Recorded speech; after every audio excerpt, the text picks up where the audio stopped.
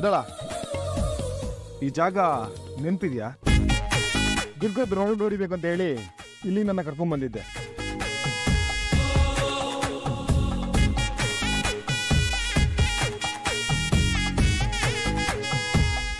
ನೆನ್ಪಿಲ್ದೆ ಇರುತ್ತೆ ಗುಂಡ. ಇಲ್ಲೇ ಬಜ್ಜಿ ತುಂಬಾ ಚೆನ್ನಾಗಿ ಮಾಡ್ತಾರೆ ಅಂತ ಹೇಳಿ ಬಜ್ಜಿನ ಖಾರ ಖಾರ ಮಾಡಿಸಿ ನನ್ನ ಪ್ರಜ್ಞೆ ಎಲ್ಲ ತಪ್ಪಿಸ್ಬಿಟ್ಟಿದ್ದಲ್ಲ. ನಿನಗೇನು ಪ್ರಜ್ಞೆ ತಪ್ಪಿಲ್ಲಮ್ಮ. ಪ್ರಜ್ಞೆ ತಪ್ಪಿರೋ ಥರ ನಾಟಕ ಮಾಡಿ ನನ್ನ ಕೈಯಲ್ಲಿ ಮೂಟೆನ ಹೊರಿಸಿದೆ.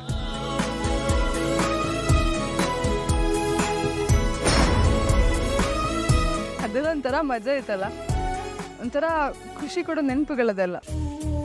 ನಿಮ್ಗೆ ವಿಷಯ ಗೊತ್ತಾಗತ್ತಲ್ಲ, ಈ ರೋಡಲ್ಲಿ ಬರ್ಬೇಕಾದ್ರೆಲ್ಲ ಆ ದಿನ ಹಾಗೆ ನೆನಪಾಗುತ್ತೆ. ಎಷ್ಟೇ ಟೆನ್ಷನ್ ಇದ್ರು ಸರಿ, ಆ ದಿನ ನೆನೆಸ್ಕೊಂಡ್ರೆ ಸಾಕು, ಒಂಥರ ಮುಗುಳಗೆ ಬರೋದು. ನಿನ್ ಸ್ಮೈಲ್ ತುಂಬಾ ಚೆನ್ನಾಗಿದೆ. ಹೌದಾ? ಯಾಕೆ ಡೌಟಾ? ಬಾ ಸೆಲ್ಫಿ ತಗೊಳ್ಳೋಣ, ನಿಂಗೆ ಗೊತ್ತಾಗುತ್ತೆ.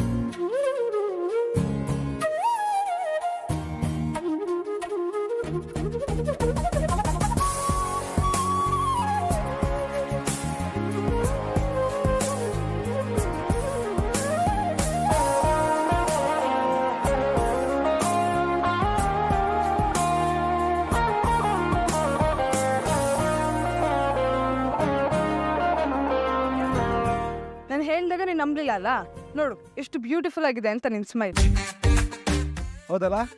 ಕಾಡ್ ಪ್ರಾಣಿ ಏನೇ ನೀನ್ ನಗಾಡೋದನ್ನ ಮರ್ತು ಮಾಡಿದ್ಯಾ? ಸ್ವಲ್ಪ ಸುಧಾರಿಸ್ಕೋಬೇಕು. ಸುಧಾರಿಸು ಮತ್ತೆ.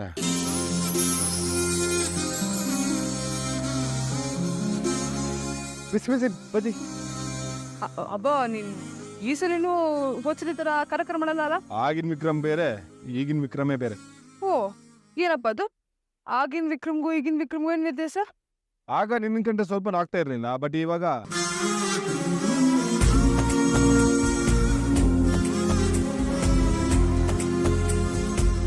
ಸರಿ ಬಾ, ನಾನೇ ನನ್ನ ಕೈಯಾರಿ ನಿಂಗೆ ಬಜ್ಜಿ ಮಾಡ್ಕೊಡ್ತೀನಿ. ನೀನಾ? ನೀನಂತ ಊರಾಗ ಬಾಯ್ ಮಾಡ್ಕೊಂಡು ಹೇಳ್ತಿದ್ಯಾ? ನನ್ನ ಟ್ಯಾಲೆಂಟ್ ಬಗ್ಗೆ ಏನು ನಿನ್ಗೆ ಗೊತ್ತಿಲ್ಲ Mani. Wait and watch Ajay come this side. ಬಾರ ವಿಕ್ರಮ್, ನಿಮ್ಮ ಅಂಗಡಿ ಇದ? ಸುಮ್ಮನೆ ರಜೆ ಇದು ನಿಮ್ದೆ. ನೀನ್ ನನ್ ಸಹಾಯ ಮಾಡಿದ್ದಲ್ಲಪ್ಪ, ನಿಮ್ದೇ ಅಂಗಡಿ. ಈ ಜನುಮವೇ ಆಹ ದೊರಕಿದೆ ರುಚಿ ಸವಿಯಲು. ಆಹಾ ಆಹಾ, ಈ ಜಗವಿದೆ ನವರಸಗಳ ಉಣಬಡಿಸಲು. ಬಿಸಿ ಬಿಸಿ ಇದೆ, ಬಿಸಿ ಬಿಸಿ ಇದೆ ನಳಪಾಕ ದಿನ ದಿನ ನೂತನ. ಈ ಬಿಸಿಯುವಾರುವ ಮೊದಲೇ ಎಲ್ಲರ ಜೊತೆಯ ಮೆಲ್ಲುವ ಕಲೆಯ ಜೀವನ ಜನುಮವೇ. ಈ ಜನುಮವೇ ಆಹ ದೊರಕಿದೆ ರುಚಿ ಸವಿಯಲು. ಈ ಜನುಮವೇ ಆಹ ದೊರಕಿದೆ. Order is ready madam, come ಕೊರಿ.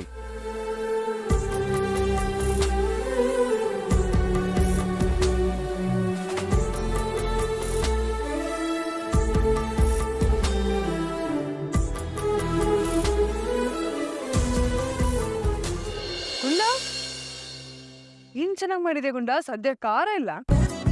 ನಿಜ ಹೇಳ್ತಿದ್ದೆ ಬೇತಾಳ, ಅಥವಾ ಸ್ಕೂಲಲ್ಲಿ ಫೇಲ್ ಆಗಿರೋ ಮಕ್ಕಳಿಗೆ ಕನ್ಸೋಲೇಷನ್ ಪ್ರೈಸ್ ಕೊಡ್ತಾರಲ್ಲ ಆ ಥರ ಏನಾದ್ರು? ಇಲ್ಲ ಗುಂಡ, ನಿಜನೇ ಹೇಳ್ತಿರೋದು. ಯಾಕೆ ನಿಂಗೆ ಡೌಟಾ? ಇರು ತಗೋ, ನೀನು ಟ್ರೈ ಮಾಡು.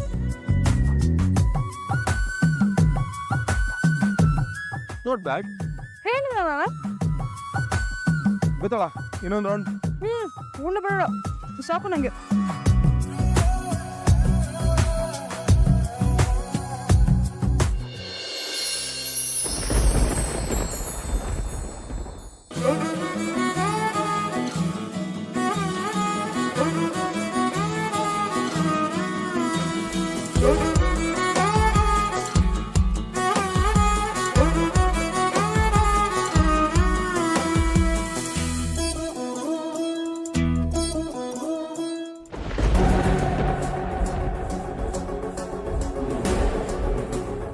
ಎದ್ದೇಳಿ ಮೇಲೆ. ನೀ ಸುಮ್ಮನಿರೋ.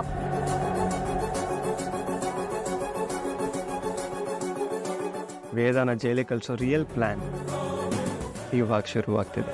ಇನ್ನು 3 ದಿನದಲ್ಲಿ ಮದ್ವೆ ಇಟ್ಕೊಂಡು ಕಟ್ಕೊಳ್ಳೋಳ ಜೊತೆ ಸುತ್ತೋದ್ ಬಿಟ್ಟು ಇಟ್ಕೊಳ್ಳೋಳಿಂದ ಸುತ್ತ ಬಿದ್ದೀವಿ. ಬಾಯಿಗೆ ಬಂದಂಗೆಲ್ಲ ಮಾತಾಡಿದ್ರೆ ಇಲ್ಲೇ ಸಿಗ್ದಾಕ್ಬಿಡ್ತೀನಿ ಕಡೆ. ಅಂತ ಸ್ಟಾಪ್ ಇಟ್. ಪಬ್ಲಿಕ್ ಪ್ಲೇಸ್ ಇದು, ಎಲ್ಲರೂ ನಮ್ಮನೆ ನೋಡ್ತಿದ್ದಾರೆ.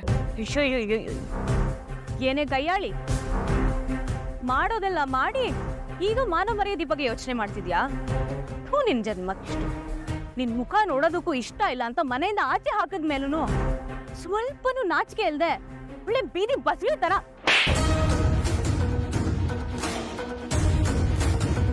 ಸೂಪರ್. ಏಯ್, ಒಂದು ಮಾತಾಡಿದ್ರೆ ಏನೋ ಇವಳು ನೀ ಮದ್ವೆ ಆಗೋ ಹುಡುಗಿ ಮೇಲೆ ಕೈ ಮಾಡ್ತಿದ್ರು ನೋಡ್ಕೊಂಡು ನಿಂತಿದ್ಯಲ್ಲ. ಏಯ್, ಅವಳಾಗಿರೋದಕ್ಕೆ ಬರೀ ಒಂದೇಟ್ ಹೊಡೆದಿಯಾಳೆ. ಆ ಜಾಗದಲ್ಲಿ ನಾನಿದ್ದಿದ್ರೆ ನೀನು ಆಡಿರೋ ಮಾತಿಗೆ ರೋಡಲ್ಲಿ ಅಟ್ಟಾಡ್ತು ನೋಡಿತಿದ್ದೆ. ಹೌದಾ? ಅಟ್ಟಾಡ್ಕೊಂಡು ಹೊಡಿತಿದ್ದ? ತೋರಿಸ್ತೀನಿ ಈ ಸಾಕ್ಷಿ ಏನು ಅಂತ ತೋರಿಸ್ತೀನಿ. ತೋರಿಸ್ಕೊ ಹೋಗೆ ಸುಮ್ಮನೆ.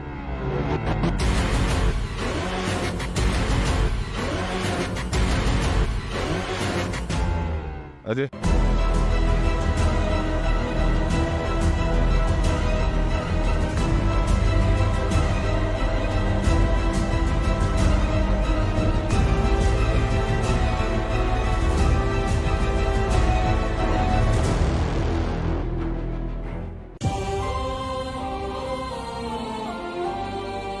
ಗೊತ್ತಾಳ ಏನಿಂದ ನಡ್ಕೊಂಡು ಹೋಗ್ಬಿಡೋದು.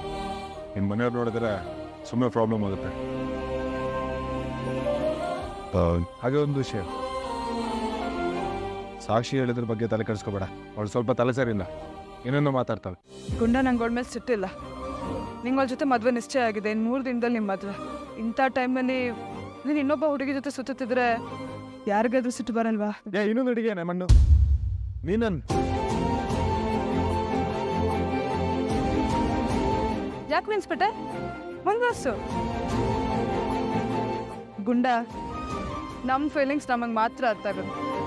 ನೋಡು, ನನಗೆ ಸಾಕ್ಷಿ ಮೇಲೆ ಯಾವ ಬೇಸರನೂ ಇಲ್ಲ, ಯಾವ ಸಿಟ್ಟು ಇಲ್ಲ. ಬರಲಾ? ಬೆದ್ರ ಒಂದು ಕಾಫಿ.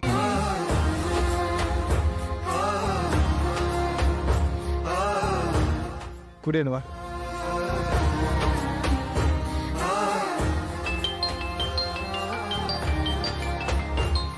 ವಾ, ಆಟೋ ಶೈಲು ಹೊತ್ತಿಗೆ ಹಾಕ್ಬಿಟ್ಟಿರಲ್ಲ ಅನ್ಸುತ್ತೆ. ಅವ್ರದ್ದೇ ಫೋನ್. ಅಟೆಂಡ್ ಮಾಡ. ಸುಮ್ಮನೆ ಇರಬೇತಾಳ, ಸುಮ್ಮನೆ ಬ್ರೈನ್ ಕಸ್ತಾರೆ. ಅಟೆಂಡ್ ಮಾಡು ಮರೆಯ. ಅಟೆಂಡ್ ಮಾಡಿ ಸ್ಪೀಕರ್ ಹಾಕು.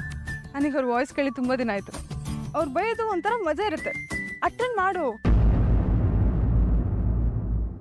ಹಲೋ ಅತ್ತಿಗೆ.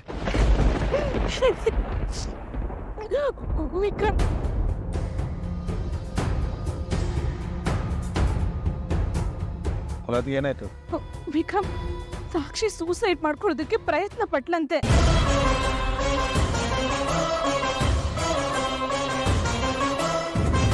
ದೇವ್ರ ದಯೆಯಿಂದ ಯಾರೋ ನೋಡಿ ಅವಳ ಹಾಸ್ಪಿಟಲ್ಗೆ ಸೇರಿಸಿದ್ದಾರೆ. ಸಾಕ್ಷಿ ಅಮ್ಮ ನನಗೆ ಫೋನ್ ಮಾಡಿದ್ರು, ಅದಕ್ಕೆ ನಾನು ಡೈರೆಕ್ಟ್ ಆಗಿ ಹಾಸ್ಪಿಟಲ್ಗೆ ಬಂದೆ. ಅತ್ತೆ ಮಾವನ್ನು ಹಾಸ್ಪಿಟಲ್ಗೆ ಬರಕ್ಕೆ ಹೇಳ್ತೀನಿ.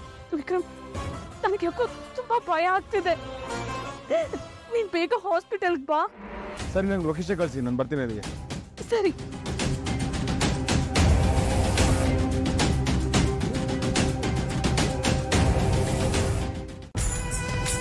ಎಂತ ಕೆಲಸ ಮಾಡ್ಕೊಂಡ್ಯಾಳೆ ಗುಂಡ, ಅದ್ರ ಬಗ್ಗೆ ಆಮೇಲೆ ಮಾತಾಡೋಣ. ಮೊದಲು ಹಾಸ್ಪಿಟಲ್ಗೆ ಹೋಗೋಣ ನಡಿ. ಬೇಡ ಬೇತಾಳ, ನೀನು ಬರೋದು ಬೇಡ. ಅವಳ ಅಪ್ಪ ಅಮ್ಮ ನೋಡಿದ್ರೆ ಸುಮ್ಮನೆ ರಾದಂತಾಗುತ್ತೆ. ನಾನು ನೋಡ್ಕೊಂಡು ಆಮೇಲೆ ನಿಂಗೆ ಫೋನ್ ಮಾಡ್ತೀನಿ. ಇಲ್ಲ, ನಾನು ಅಲ್ಲಿಗೆ ಬರಬೇಕು. ಅವಳೇನಾದರೂ ನನ್ನಿಂದ ಈ ಕೆಲಸ ಕೈ ಹಾಕಿದ್ರೆ ನಾನು ಅವಳಿಗೆ ಸಾರಿ ಕೇಳಬೇಕು. ನೀನು ಯಾಕೆ ಸಾರಿ ಕೇಳಬೇಕು? ಅಂತ ತಪ್ಪು ನೀನೇನು ಮಾಡಿದ್ಯಾ? ಅವಳಿಗೇನೋ ಹುಚ್ಚಿಟ್ಟಿದೆ, ಅದಕ್ಕೆ ಈ ಥರ ಮಾಡಿಯಾಳೆ. ನೀನೆಲ್ಲ ಸಾರಿ ಕೇಳೋದು ಬೇಡ. ಗುಂಡ, ಸಾರಿ ಕೇಳ್ಬಿಟ್ರೆ ಯಾರೂ ಸಣ್ಣವ್ರಾಗ್ಬಿಡಲ್ಲ. ನಾನು ಸಾರಿ ಕೇಳ್ತೀನಿ. ಅದರಿಂದ ಅವಳು ಕೊನೆ ಪಕ್ಷ ಸಮಾಧಾನ ಏನಾದರೂ ಆಗುತ್ತಾ? ನಡಿ.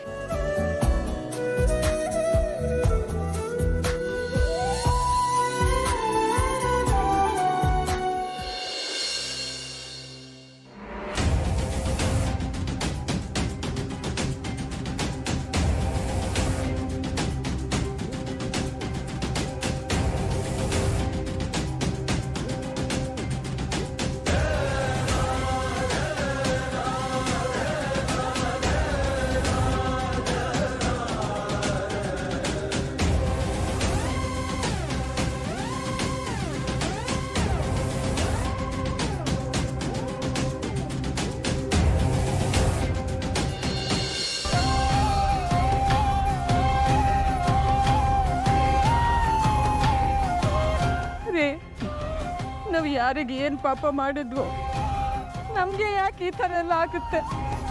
ಎಲ್ಲ ನಾವು ಕೇಳ್ಕೊಂಬಂದಿರೋ ಕರ್ಮ ಕಡೆ ಇರೋದು ಒಬ್ಬಳೇ ಮಗಳು. ಇನ್ನೊಂದು 3 ದಿವಸದಲ್ಲಿ ಬೇರೆ ಮದುವೆ ಇದೆ. ಅಪ್ಪ ದೇವರೇ, ಹೇಗಾದ್ರೂ ಮಾಡಿ ಕಾಪಾಡಪ್ಪ, ಕಾಪಾಡುತ್ತದೆ.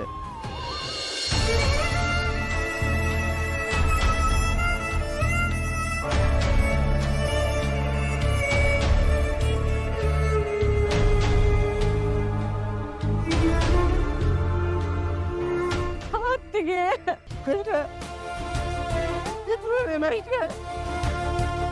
ಹೆಂಗ ಮಾಡ್ಕೊಂಡಿದ್ದಾಳೆ ಏನಾಯ್ತು ಮೂರ್ತಿ? ಏನಾಯ್ತು ಸಾಕ್ಷಿಗೆ? ಯಾಕಿಂತ ಕೆಲಸ ಮಾಡ್ಕೊಂಡ್ರು? ಎಲ್ಲ ನಿಮ್ ಮಗನಿಂದನೇ.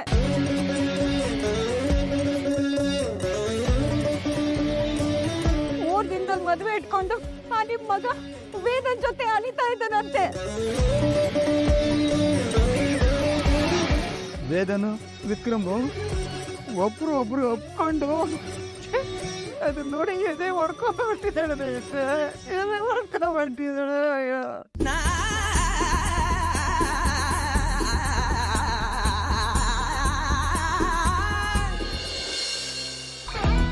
ಇಲ್ಲಿ ವೇದ ಅಂದ್ರೆ ಯಾರು? ಕಾನ್ಸ್ಟೇಬಲ್